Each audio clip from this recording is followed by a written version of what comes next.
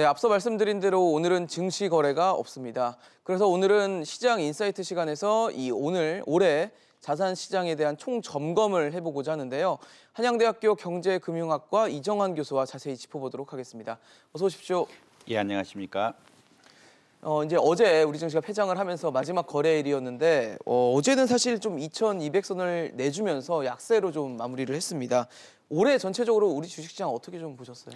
예, 올해 전체적으로 보면은 코스피는 약 7% 정도 상승했다고 코스피 지수가요. 네. 그다음에 근데 코스닥은 어떻게 보면 그대로 유지했다고 연초나 연말이나 큰 차이가 없었죠. 죄송합니다. 그 말은 기본적으로 한국 경제에 그렇게 호재가 많지는 않았다라고 말씀드릴 수 있는데 그 대표적인 것이 미중 무역 갈등이죠. 그쵸. 한국은 중국에 대한 수출 의존도가 굉장히 크고 반도체 수출 역시 굉장히 중국에 많이 의존을 하는데 네. 미중 무역 갈등 때문에 한국 경제 자체가 그렇게 좋지 않았고 이 미중 무역 갈등 여파가 뭐 한국 수출, 뭐 경제 성장 전반에 안 좋은 영향을 미쳤다. 그게 이제 흔히 말하는 성장세에 주가의 성장세에 안 좋은 영향을 미쳤을 것이라고 예측하고요. 예. 그다음에 반도체 부분을 안 말씀드릴 수가 없는데 작년에 반도체가 굉장히 좋았지만 그렇죠. 이제 하향세로 접어들면서 뭐 저점 찍었다 안 찍었다 이런 얘기가 나오고 있는데 네. 반도체 부분이 우리나라 수출의 20%를 차지하고 있고 20% 넘게죠 사실은. 그다음에 우리나라는 수출의 비중이 전체 경제의 40% 이상을 차지하고 있는 경제라 네. 이 반도체 수출에 따라서 경제 성장률 그리고 주가의 영향이 굉장히 큰 상황인데 네. 올해는 반도체 시황 역시 좋지 않아서 어떻게 보면은 코스피나 코스닥 모두 다른 시장들에 비해서 다른 시장 뭐 미국이나 일본 혹은 다른 신흥국 시장들에 비해서 성장세가 저조했다라고 말씀드릴 수 있겠습니다. 사실 교수님이 지적을 해주신 것처럼 올 한해 우리 경제가 굉장히 힘든 시간을 좀 보냈는데 이런 상황은 사실 우리 경제만은 아니었던 것 같거든요. 글로벌 경기가 전체적으로 좀 쉽지 않았고 미중 무역 분쟁이 전 세계적으로 좀 여파를 줬던 한 해였던 것 같은데 우리 증시가 좀 부진했던 것과는 달리 세계 주요국 증시들은 대부분 좀 반등에 성공하는 좀 모습을 보였던 것 같아요. 이렇게 좀 차이가 났던 이유가 뭘까요? 예, 특히 말씀드릴 수 있는 건 선진국 지수에 대해서 말씀드릴 수 있겠는데요. 선진국 지수가 25% 이상 상승했다. 사실 미국이 주도가 된 건 맞는데 네. 독일, 일본 이렇게 경제 성장률이 그렇게 좋지 않은 곳에서도 흔히 말하는 주가가 굉장히 부양이 됐다 이런 네. 이야기가 나오고 있는데요. 이것은 흔히 말하는 개발도상국과 선진국의 차이 혹은 기축통화국과 비기축통화국의 차이를 이해하셔야 아마 될 것 같습니다. 왜냐하면 비기축통화국에서는 통화 완화 정책을 무제한을 펼 수가 없죠. 흔히 그렇죠. 말하는 제로 금리를 필 수가 없는 상황인데 지금 독일 경제 성장률이 굉장히 안 좋은데 EU권이 그렇게 좋지 않은데 독일 지수 20% 이상 상승했고요. 일본도 비슷하게 20% 이상 상승했는데 예. 그 근저에는 무제한으로 이제 어떻게 보면 통화 정책을 피겠다. 그리고 흔히 말하는 제로 금리를 유지하겠다. 그에 더불어 적극적인 재정 정책을 피겠다. 그 말은 시장의 전체적인 유동성이 굉장히 커지고 다른 투자처, 흔히 말하는 금리가 너무 낮기 때문에 채권이나 투자가 거의 미미한 효과를 가질 수밖에 없어서 모든 돈들이 주가로 몰릴 수밖에 없었고 이러한 주가를 몰릴 수밖에 이 수요 자체가 커졌기 때문에 증시 역시 반등했다. 경제 요인뿐만 아니라 이 국가들이 기축통화냐 비기축통화국이냐 이런 것들이 크게 영향을 미쳐서 특히 선진국 지수가 많이 오르지 않았느냐. 왜냐하면 선진국에 앞으로도 계속 유동성을 풀 것이고 이런 유동성이란 것이 결국은 어느 시장으로 가야 되는데 주식시장으로 흘러가서 주가의 부양을 이루고 있는 것이 아니냐라고 평가할 수 있겠습니다. 사실 또 눈여겨볼 만한 시장이 아마 신흥국 시장이었을 것 같은데 신흥국 시장 중에서도 브라질이나 러시아 시장 같은 경우는 뭐 증시가 한 30% 가까이 오르는 그래서 기염을 토하는 상황이 됐습니다. 근데 사실 이 국가들은 자원국들 아닌가요? 이 러시아랑 브라질이 최근 관심을 많이 받고 있는데 조금은 상황이 다릅니다. 러시아 같은 경우는 네. 올해 굉장히 많이 올랐죠. 올해 그렇죠. 굉장히 많이 올랐는데 러시아는 두 가지 요인이 크게 있습니다. 러시아는 사실 최근 그러니까 이행기라고 하죠. 공산주의로부터 이제 자본주의 경제 이행기 때 여러 가지 제조업 시설들이 파괴가 되면서 흔히 말하는 자원 경제, 천연가스 공급에 의존하는 자원 경제 형태로 바뀌었고요. 이 말은 자원 경제의 가장 핵심이 되는 천연가스의 가격.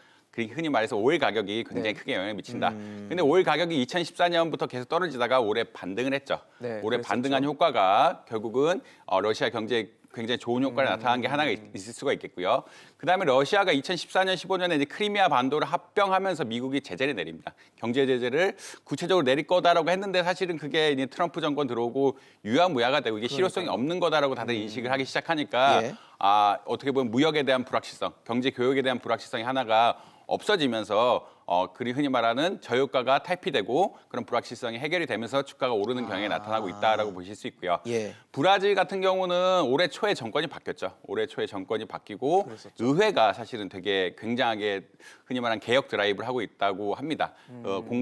흔히 말하는 민영화를 많이 하고 예. 공공복지를 줄이고 이런 것들이 반영이 되면서 경제 성장률 자체가 올라가는 경향, 경제 성장률 예측치를 뭐 0.9% 기존의 0.78 예측했던 것보다. 예측해보다 올리는 경향들이 계속 있거든요. 이렇게 강한 경제 성장률 예측치가 바탕이 돼서 예. 결국은 주가가 부양하는 그러한 경향들이 보이고 있다. 특히 브라질 2010년대 초에 브라질 채권에 많이 하셨을 텐데 그때는 금리가 굉장히 높았는데 네. 브라질 역시 역사상 제일 낮은 저금리 기조입니다. 저금리 기조이기 때문에 저금리와 경제 성장률이 둘 다 같이 가면서 흔히 말하는 주가를 부양하고 있는 양상이다. 이렇게 아마 이해하시면 조금 세계 시장에 대한 이해도가 높아지지 않을까라고 말씀드릴 수 있겠습니다. 이 상대적으로 또 다른 형태인 어떤 제조국 입장에서 봤을 때 대만이 좀 호조세를 더 보이고 있더라고요. 특히 반도체를 중심으로 최근에 랠리가 좀 이어지는 모습을 보였는데 아무래도 반도체는 우리 시장에서도 아까 교수님 말씀해 주신 것처럼 굉장히 중요한 부분을 차지하고 있기 때문에 반도체 회복이 과연 언제쯤 될 것인가? 뭐 당초 예상에는 상반기 중에는 회복되지 않을까라는 얘기가 있었지만 일부에서는 또 뭐 좀 지연될 수 있다. 이런저런 여러 가지 전망들이 나오더라고요. 어떻게 보세요, 반도체 회복? 이 반도체가 저점을 지나갔다라는 것에 대해서는 많이 공감들을 하시는 것 같습니다. 반도체, 그러니까 특히 메모리, 비메모리 뭐 여러 가지 나눌 수가 있는데 예. 메모리 반도체의 어떤 경기 주기라 그러죠. 주기는 한 4년 정도 보고 있고요. 그다음에 1년 전쯤에 사실 작년쯤에 최고점을 찍었다가 네. 올해 앉아왔고 이제 내년에는 반등기다라고 이야기가 많이 하고 있는데 이런 것을 볼 때 많이 보는 지표들이 재고 수준이라든지 수요 그렇죠. 예측, 그다음 투자 설비 증가 이런 걸 다 보는데 전 세계적으로 재고가 감소하고 있고 삼성 메모리 반도체라든지 예.